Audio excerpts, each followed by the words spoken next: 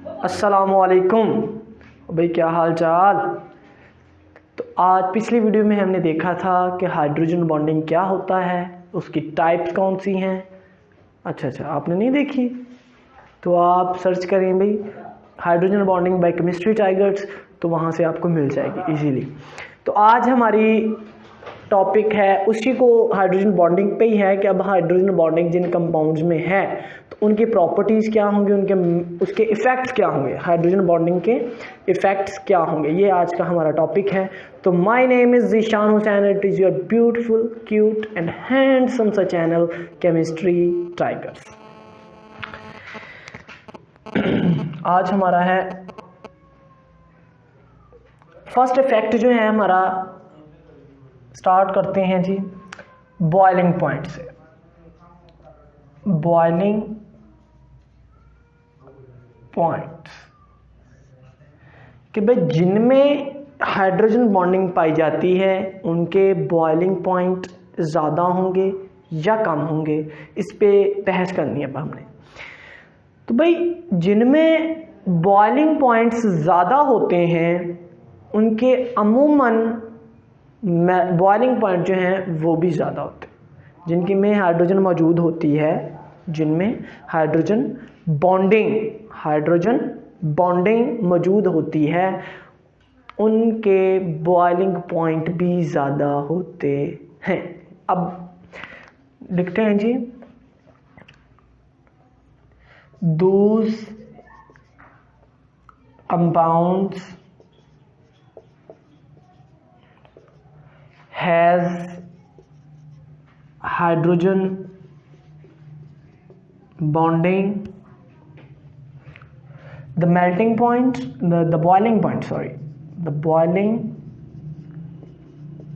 points are high, उनके boiling point भी high होते हैं। अब वजह बताएंगे उसकी रीज़न क्या है। देखें, जैसे मेरे पास वाटर मॉलिक्यूल है, पीछे एग्जांपल्स में हमने देखा था। अब बॉयल उसी वक्त होंगे जब इनमें बॉन्ड टूट जाएंगे। तो भाई ये तो बॉन्ड टूटेंगे, ठीक है, लेकिन हमें ये हाइड्रोजन बॉन्ड को भी तोड़ना पड़ेगा, ठीक है, हमें ये हाइड्रोजन बॉन्ड को भी तोड़ना पड़ेगा, हमें एक्स्ट्रा एनर्जी उसको देनी पड़ेगी। बॉन्डिंग को तोड़ने के लिए कोवलेंट बॉन्ड तो हम तोड़ लेंगे, ठीक है, लेकिन क्या होगा कि जो हमारा हाइड्रोजन बॉन्डिंग है उसमें हाइड्रोजन बॉन्डिंग हो चुकी है, उसको तोड़ने के लिए, उसको ख़त्म करने के लिए भी हमें एनर्जी देना पड़ेगी। Extra energy are required for breaking of hydrogen bonding. तो इसकी वजह से हम कहते हैं कि इसके बॉइलिंग पॉइंट भी ज़्यादा होते हैं। क्लियर हुआ ये कुछ पॉइंट कि भाई जिनमें हाइड्रोजन बॉन्डिंग पाई जाती है उनके बॉइलिंग पॉइंट, मेल्टिंग पॉइंट ज़्यादा होते हैं। जैसे मैं आपको एग्जांपल देता हूँ, भाई मेरे पास अल्केन है कोई, जैसे मेरे पास CH2H6 कर लें, H6 कर लें, मेरे पास है जी इथेन है। इसी तरह मेरे पास ईथर भी है,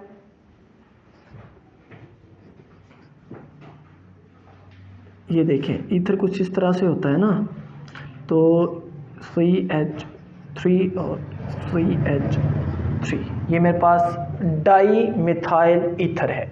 क्या है इसका नाम? डाई मिथाइल ईथर, ठीक है, ये दो हैं। इसी तरह मैंने ले ली C2H5OH, ये मेरे पास अल्कोहल है, इसका नाम है एथानोल, ठीक है। तकरीबन इसमें भी 2 C हैं, इसमें भी 2 कार्बन है, इसमें भी 2 ही कार्बन है। तकरीबन इनका एटॉमिक मास इक्वल है, तकरीबन, ठीक है, मॉलिक्यूलर मास इनका इक्वल हो चुका है, तकरीबन की बात कर रहे हैं भी। तो देखें भाई इनमें hydrogen bonding, no hydrogen bonding,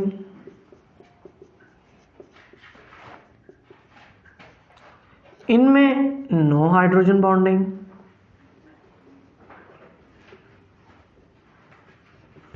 अब एथेनॉल की बात आए तो मैंने पीछे एग्जांपल दी थी कि अल्कोहल्स में हाइड्रोजन बॉन्डिंग होती है।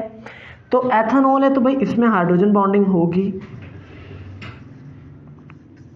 ठीक है। तो भाई जिनमें तो हाइड्रोजन बॉन्डिंग नहीं है वो तो इजीली ब्रेक हो, उनको तो जो हमारे एक्चुअल बॉन्ड्स हैं वो ब्रेक हो जाएंगे और हमें चीज़ बॉयल हो जाएगी। लेकिन हाइड्रोजन बॉन्डिंग में जिनमें हाइड्रोजन बॉन्डिंग पाई जाती है, एथेनॉल को अगर हमने बॉयल करना है तो इसके लिए हमें एक्चुअल बॉन्ड है उनको तो ब्रेक करना ही है, साथ हमें एक्स्ट्रा बॉन्ड भी ब्रेक करना पड़ेंगे, हमें ज़्यादा एनर्जी देना पड़ेगी, तो इसलिए इसका बॉइलिंग पॉइंट ज़्यादा होता है as compared to alkanes and ethers, ठीक है।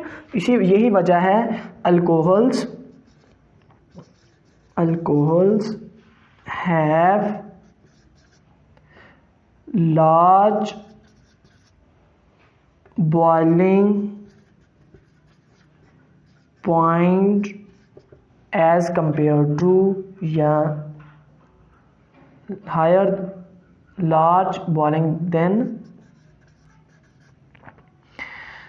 alkanes, respective alkanes भी कह सकते हैं उस जैसे alkane and ethers, alkane and ether. ये वजह पता चल गई, हाइड्रोजन बॉन्डिंग होती है, हमें एक्स्ट्रा एनर्जी उसको ब्रेक करने के लिए देना पड़ती है, तो इसलिए यही वजह है कि हमें इसका बॉइलिंग पॉइंट जो है वो ज़्यादा हो जाता है। क्लियर है अभी? पक्की बात? भाई नोट ज़रूर करें वरना वाइट बोर्ड से भी चीज़ें रेस हो जाएंगी और आपके दिमाग से भी रेस हो जाएंगी। बाद में आपने फिर सोचना है, फिर वीडियो निकालनी है, दोबारा फिर देखनी है। तो इसका बेस्ट इलाज यही है कि आप नोट भी करें और बाद में इसको रिवाइज कर लें। इजी मेथड ये होता है। क्लियर है अभी? कर दें रेस? ओके चलें।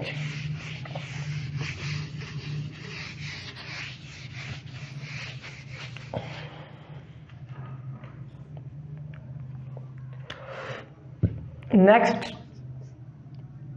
सेकंड हमारा है सॉल्युबिलिटी कि भाई जिनमें तो हाइड्रोजन बॉन्डिंग पाई जाती है, इंटरमॉलिक्यूलर हाइड्रोजन बॉन्डिंग। अब इंटर का नहीं पता होगा, भूल गए होंगे भाई। जो डिफरेंट आर सेम मॉलिक्यूल्स में पाई जाती है, टू डिफरेंट आर सेम, यानी इसमें दो मॉलिक्यूल्स इन्वॉल्व होते हैं, तो वो हमारी इंटरमॉलिक्यूलर हाइड्रोजन बॉन्डिंग होती है। तो भाई जिनमें तो इंटरमॉलिक्यूलर हाइड्रोजन बॉन्डिंग है, जिनमें क्या है? इंटरमॉलिक्यूलर हाइड्रोजन बॉन्डिंग, तो उनमें क्या होगा कि उनकी अब हाइड्रोजन बॉन्डिंग जो solute, if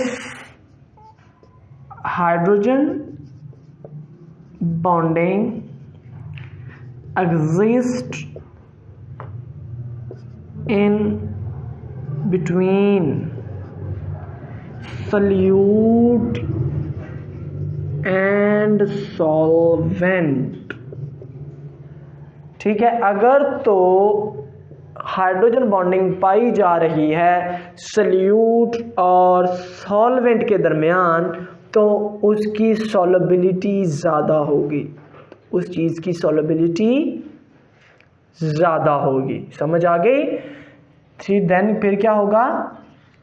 then this is more soluble, वो चीज़ ज़्यादा सॉल्युबल होगी। रीज़न क्या है? अब सल्यूट और सॉल्वेंट में अट्रैक्शन आ गई है, वो उसको अट्रैक्ट करेगा, तो वो भाई उसमें ज़्यादा चीज़ सॉल्युबल हो जाएगी। सल्यूट और सॉल्वेंट, बात सल्यूट और सॉल्वेंट की जा रही है, तो याद रखें कि सल्यूट और सॉल्वेंट के दरमियान अगर हाइड्रोजन बॉन्डिंग है तो उसकी सॉल्युबिलिटी ज़्यादा होगी। एग्जाम्पल, जैसे पास मेरे एग्जाम्पल है एथेनॉल है, ethanol soluble soluble in water. ठीक है जी। अब मेरे पास वाटर तो ये है, ठीक है, अल्कोहल मेरे पास ये है, ये मेरे पास अल्कोहल है, ये मेरे पास वाटर है, ये मेरे पास वाटर और ये मेरे पास अल्कोहल, ये एथेनॉल कह लें, एथेनॉल। तो भाई इनके दरमियान हाइड्रोजन बॉन्डिंग है तो वो चीज़ ज़्यादा सॉल्युबल हो जाएगी, तो वो चीज़ ज़्यादा सॉल्युबल हो जाएगी जिनके दरमियान सल्यूट और सॉल्वेंट, ठीक है, अट्रैक्शन ज़्यादा होगी, यानी हाइड्रोजन बॉन्डिंग होगी। सल्यूट और सॉल्वेंट के दरमियान अगर हाइड्रोजन बॉन्डिंग होगी तो वो चीज़ ज़्यादा सॉल्युबल होगी। ठीक है, समझ आ गई? क्लियर? पक्का? ओके, ये बात थी इंट्रामॉलिक्यूलर की। अब बेटा अगर हमारे पास इंट्रामॉलिक्यूलर हाइड्रोजन बॉन्डिंग हो रही है, यानी कि इन सिंगल मॉलिक्यूल के अंदर ही हाइड्रोजन बॉन्डिंग हो रही है, तो वो चीज़ लेस सॉल्युबल होगी, वो चीज़ लेस सॉल्युबल होगी क्योंकि वो ज़्यादा स्टेबल ही नहीं हो, वो अपने आप को पहले स्टेबल कर बैठा है। ठीक है, उसने अब अपने मॉलिक्यूल्स के अंदर ही अपने ग्रुपिंग के साथ ही उसने हाइड्रोजन बॉन्डिंग कर ली है, तो जिसकी वजह से वो ज़्यादा सॉल्युबल नहीं होगा। क्लियर है जी? अब सबको पक्का? ओके।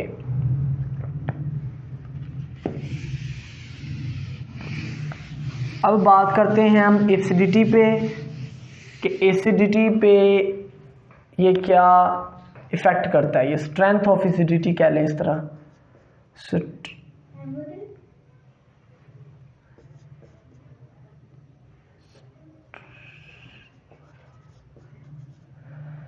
स्ट्रेंथ ऑफ एसिडिटी,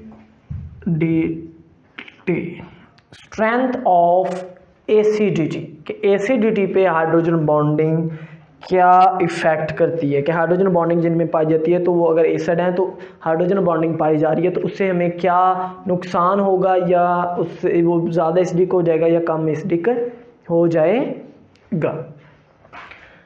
तो भाई याद रखें एसिडिटी इंक्रीज्ड, एसिडिटी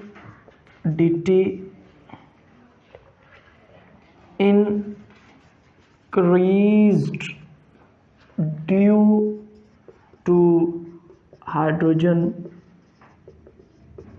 बॉन्डिंग। ठीक है जी, अगर तो हमारी हाइड्रोजन बॉन्डिंग है तो उसमें एसिडिटी उसकी इंक्रीज हो जाएगी। एसिड्स है ना, तो एसिड्स का जर्नल फार्मूला हमारा क्या है?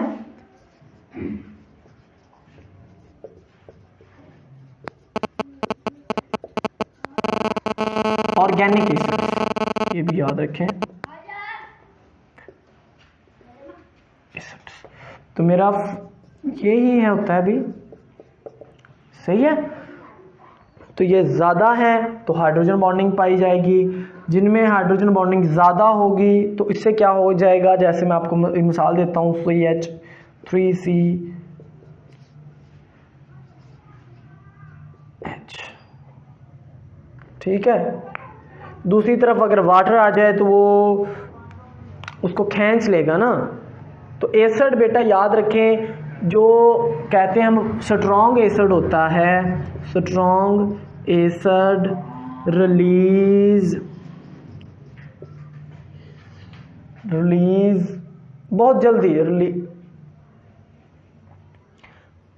Release proton easily. ठीक है जी, इजीली प्रोटॉन डोनेट कर देता है या फिर रिलीज कर देता है। क्लियर होगा? ये स्ट्रॉन्ग है। और जो जल्दी रिलीज नहीं करते वो हमारे वीक होते हैं, वो हमारे वीक एसिड्स होते हैं जो जल्दी रिलीज नहीं करते। तो भाई देखो इसकी तरफ फर्ज कर लें जी, ओ आ गया है, ओ आ गया, फर्ज करें ये मेरे पास वाटर ही था जी, फर्ज कर लें। तो भाई ये तो इसकी तरफ अट्रैक्ट हो गया, ये तो जल्दी हो जाएगा, इस पे पार्शियल नेगेटिव, इस पे पार्शियल पॉजिटिव, तो वो इसको अट्रैक्ट कर लेगा अपनी तरफ, तो इलेक्ट्रॉन, ये मेरा ख्याल है कि ये जल्दी टूट जाएगा, ये जल्दी रिलीज कर देगा। तो हाइड्रोजन बॉन्डिंग से क्या होता है, ये इसकी एसिडिटी इंक्रीज हो जाती है, एसिड्स की एसिडिटी इंक्रीज हो जाती है due to hydrogen bonding. Hydrogen bonding की वजह से इसकी एसिडिटी इंक्रीज हो जाती है। ओ पाऊ समझ आती है कि नहीं? हाँ आ रही है समझ? चलें शुक्र है भी आ रही है। चलें जी कर दे रेस। ओके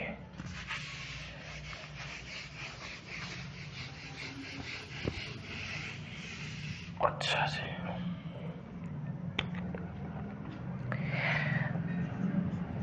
उसके बाद है डाइमर फॉर्मेशन।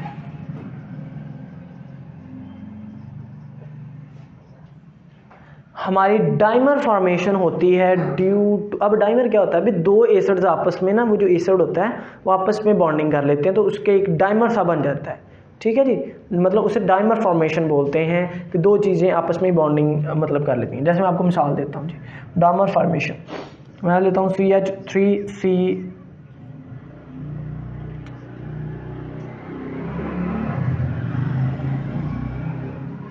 इस तरह करें ना, ठीक हो गया। अब जी इसकी तरफ OHO और CH3, ठीक है जी। ये भी एसिटिक एसिड है, एसिटिक एसिड है, और ये भी एसिटिक एसिड है। तो भाई ये आपस में और ये आपस में कर लेते हैं हाइड्रोजन बॉन्डिंग, तो आपस में वो क्या कर लेते हैं, हाइड्रोजन बॉन्डिंग। तो ये देखें, इसको बोलते हैं डाइमर फॉर्मेशन। क्या बोलते हैं?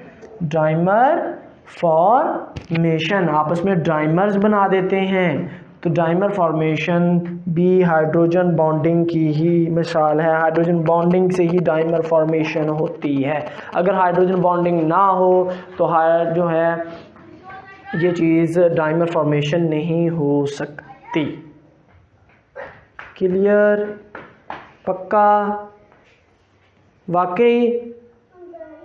ठीक है जी, ये डाइमर फॉर्मेशन हो गई, ये चीज़ हो गई, सॉल्युबिलिटी होगी। अब कुछ क्वेश्चंस कर लेते हैं, कर दें रेज। चलें जी, अब आप कुछ सवाल करते हैं। क्वेश्चन है Y water exist in liquid state while H2 hydrogen sulfide as gas। कि भाई वाटर जो है वो एज आ लिक्विड एग्जिस्ट करता है और जो हमारा हाइड्रोजन सल्फाइड गैस है वो एज अ गैस एग्जिस्ट करती है। वजह बताएं भाई। सिंपल सी वजह है भाई, वाटर एग्जिस्ट, आंसर लिखेंगे आप, due to hydrogen bonding exist in liquid state due to hydrogen bonding present in water। ठीक है, while hydrogen sulfide exists as gas because no hydrogen bonding exist,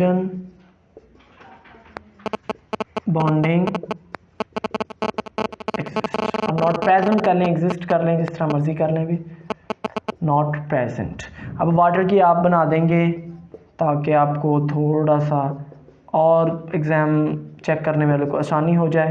तो आप कहेंगे कि इसमें हाइड्रोजन बॉन्डिंग पाई जाती है, हाइड्रोजन बॉन्डिंग पाई जाती है। ये आंसर है बेटा, नोट कर लें। ठीक है, पक्का? कर दें race. Okay.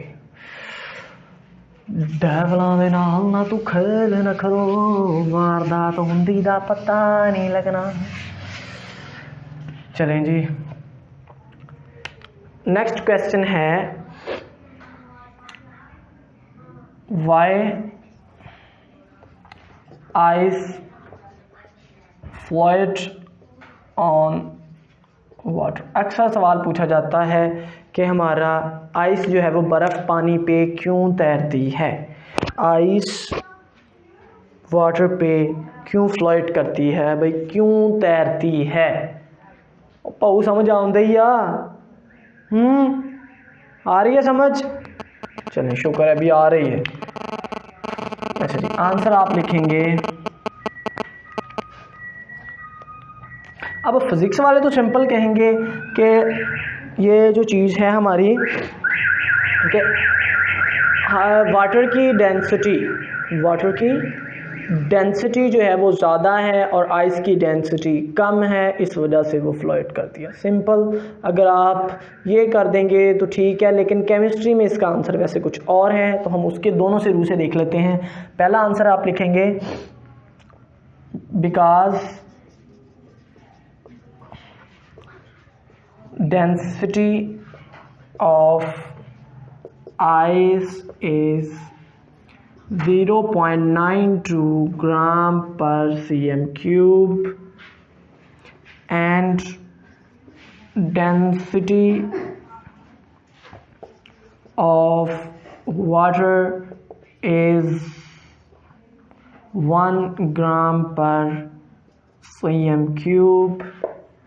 So density of ice is lesser than water, therefore ice float on water। ये फिज़िक्स के रूल से हमने लिखा है, ठीक है जी, कि भाई उसकी डेंसिटी जो है वो वाटर की डेंसिटी ज़्यादा है और आइस की डेंसिटी कम है।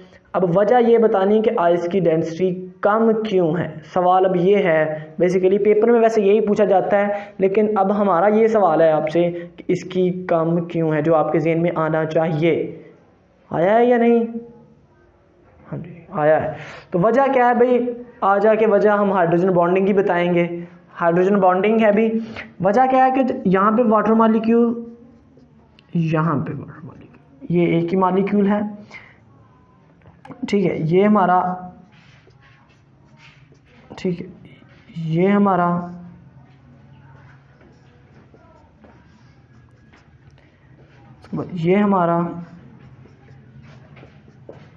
और ये देखें। तो भाई इसमें हाइड्रोजन बॉन्डिंग ही कुछ इस तरह से हो जाती है कि इसके मॉलिक्यूल अपने आप को हाइड्रोजन बॉन्डिंग से अरेंज कर लेते हैं कि इनके जो दरमियान वाली जगह होती है वो स्पेस हो जाती है, खाली हो जाती है भाई, ठीक है, एम्प्टी होती है, वो खाली होती है दरमियान में, ठीक है, केट सा बन जाता है, एक खाली जगह होती है, ठीक है। वो इसको वजह से वो अब हाइड्रोजन बॉन्डिंग की वजह से उसका वॉल्यूम बढ़ जाता है। आपने देखा होगा जब हम फ्रिज वगैरह में बर्फ़ कोला भर के रखते हैं तो जब वो फुल जम जाए ना, फुल जब बर्फ़ बन जाए तो हम देखते हैं कि वो उस बर्तन से बाहर आई होती है, थोड़ी सी बाहर आई होती है, और यही वजह होती है कि उसके दरमियान मॉलिक्यूल्स के दरमियान वाटर में हाइड्रोजन बॉन्डिंग हो जाती है और अपने दरमियान कुछ अरेंजमेंट इस तरह करें कि उसके दरमियान होल सा बन जाता है दरमियान, ठीक है। ये बेसिकली वजह है कि उसके दरमियान हाइड्रोजन बॉन्डिंग होती है और मॉलिक्यूल्स अपने आप को केज लाइक स्ट्रक्चर बना लेते हैं और उसके वॉल्यूम बहुत ज़्यादा बढ़ जाता है। अब आपसे मेरा सवाल ये है कि देखें, सर्दी इतनी ज़्यादा होती है, लेकिन सर्दियाँ मछलियाँ जो हैं हमारी फिशेस जो हैं, अब वो भी ठंडे पानी में समुंदर में रहती हैं और जहाँ वो बर्फ़ बन जाती है, ऊपर बर्फ़ जम जाती है, उसके नीचे बर्फ़ जमने के बाद भी नीचे मछलियाँ ज़िंदा रहती हैं। वजह बताएं क्यों ज़िंदा रहती हैं? सोचे सोचे सोचे, वीडियो क्रॉस करें ना, क्रॉस करके सुकून से सोच के फिर देखें क्या वजह है कि वो फिर भी ज़िंदा रहती हैं। पानी भी ठंडा है, ठीक है, और ऊपर से फिर ज़्यादा आ रही है, तो क्या वजह है? तो भाई मैं आपको बताता हूँ, उसके ऊपर जो बर्फ़ बन चुकी है वो एज अ इंसुलेटर काम करती है बाद में, ठीक है। जो ऊपर तय होती है बर्फ़ की वो एज अ इंसुलेटर काम करती है, वो आने वाली सर्दी को रोक लेती है, ठीक है। वो आने वाली सर्दी को रोक लेती है, उसका मज़ीद जो है टेम्परेचर डिक्रीज़ नहीं होता, बल्कि वो नीचे जो होते हैं वो टेम्परेचर नॉर्मल सा फिर हो जाता है और वो ज़िंदा रहती हैं। ओके, खुदा हाफिज़।